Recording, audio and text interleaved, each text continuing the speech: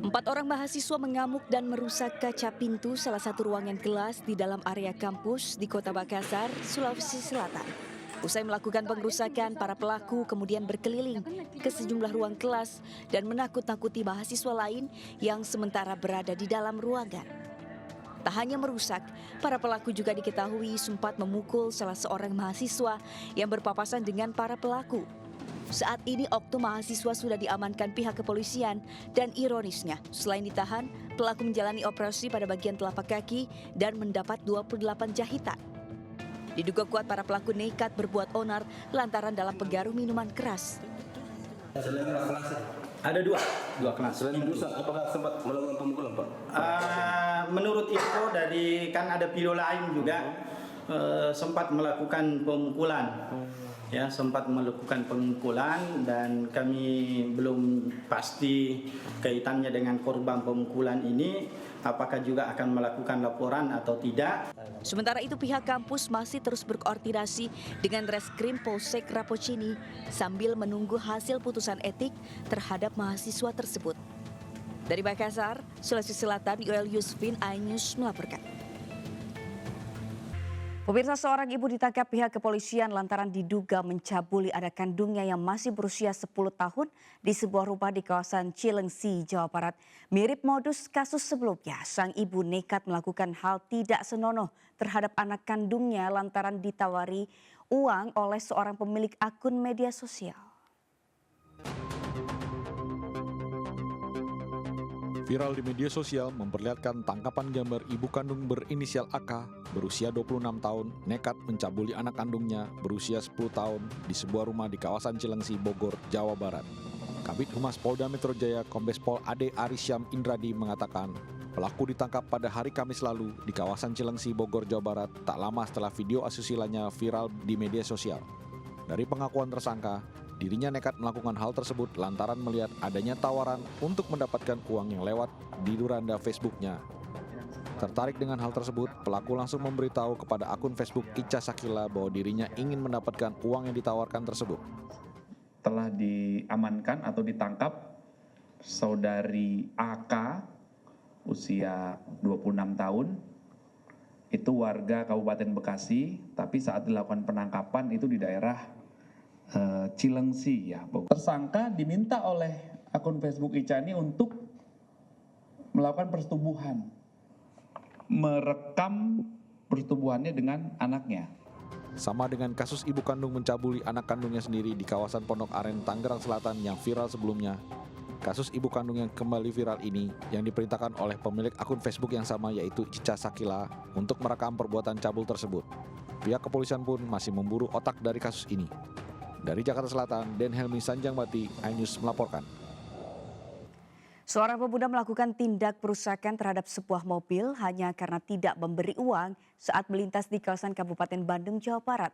Pemuda bahkan nekat mengancam pemilik mobil lantaran berada di bawah pengaruh minuman keras.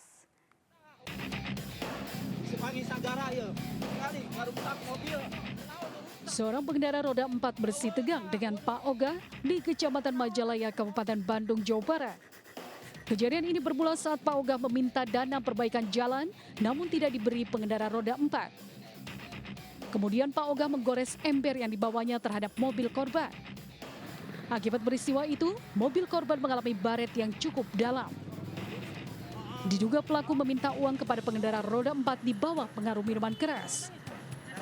Dari laporan kejadian pukul 14, kurang lebih 14.00, kami turunkan tim di lapangan 14.48 sudah bisa amankan. Dan saat ini sudah kami amankan di Mapolsek untuk dilakukan pemeriksaan, kemudian untuk pembinaan lebih lanjut.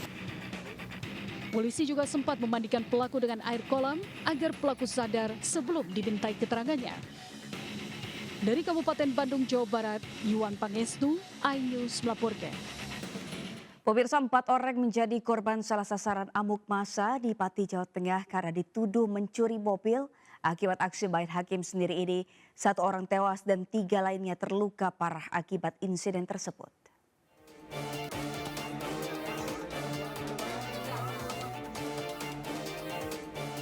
4 orang yang dicurigai sebagai komplotan maling mobil dikeroyok oleh warga desa Sumbersoko, Kecamatan Sukolilo, Pati, Jawa Tengah. Keempat orang tersebut hendak mengambil kendaraan rental yang belum dikembalikan. Keempat orang tersebut adalah BH dari Jakarta Pusat, SH dari Jakarta Barat, KB dari Tegal, dan IS dari Jakarta Timur. Salah satu korban berinisial BH meninggal dunia setelah sempat dilarikan ke RSUD Kayen. Sementara SH, KB, dan IS mengalami luka-luka dan dirawat di RSUD Ra Suwondo, Pati. Hasil penyelidikan polisi, mereka berangkat dari Jakarta untuk mengambil mobil rental milik BH di Pati yang dilacak melalui GPS berada di desa Sumbersoko. Saat mengambil mobil dengan kunci cadangan tanpa memberitahu siapapun, mereka diteriaki maling oleh warga yang kemudian mengejar dan mengeroyok mereka. Mobil yang dikendarai mereka juga dibakar oleh massa. Polisi yang menerima laporan segera meredam amuk massa dan mengevakuasi para korban.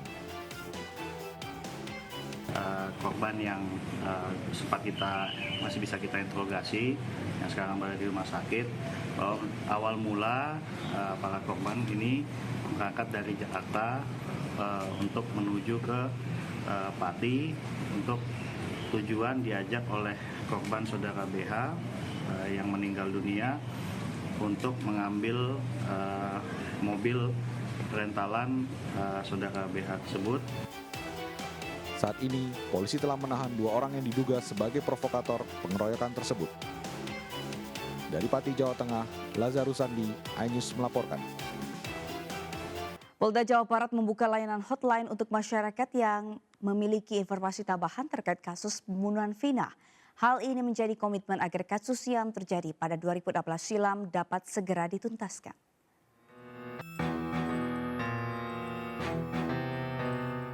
Polda Jawa Barat membuka layanan hotline nomor telepon untuk masyarakat yang memiliki informasi tambahan terkait kasus pembunuhan Vina. Kabid Humas Polda Jabar, Kombes Pol Julis Abrahan Abbas mengatakan pihak yang meminta bantuan dan dukungan masyarakat jika memiliki informasi tambahan terkait kasus Vina. Masyarakat dapat menginformasikan kepada pihak kepolisian melalui hotline dengan nomor 0822 1112 4007. Jules menegaskan, informasi yang disampaikan masyarakat melalui layanan hotline, nomor tersebut harus bisa dipertanggungjawabkan. Informasi yang diperoleh dari masyarakat nantinya akan dianalisa oleh penyidik hingga bisa dipertanggungjawabkan secara hukum. Kemudian kami membuka hotline informasi pada nomor 0822 1112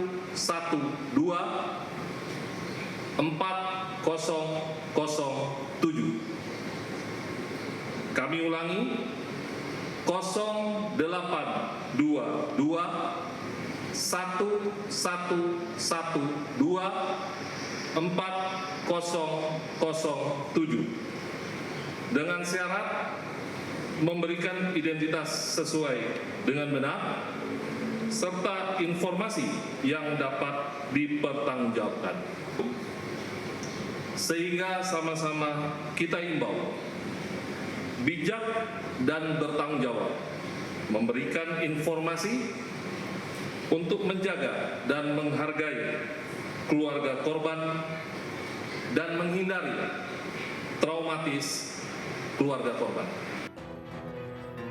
Dalam penanganan penyidikan kasus ini, Polda Jabar telah membentuk tim asistensi yang terdiri dari Itwasda, Propam, dan Ditkreskrimo. Selain itu, juga ada pihak eksternal yaitu Kompolnas dan Komnas HAM yang turut mengawasi proses penyidikan yang tengah berjalan. Dari Bandung, Jawa Barat, Tim Liputan iNews melaporkan.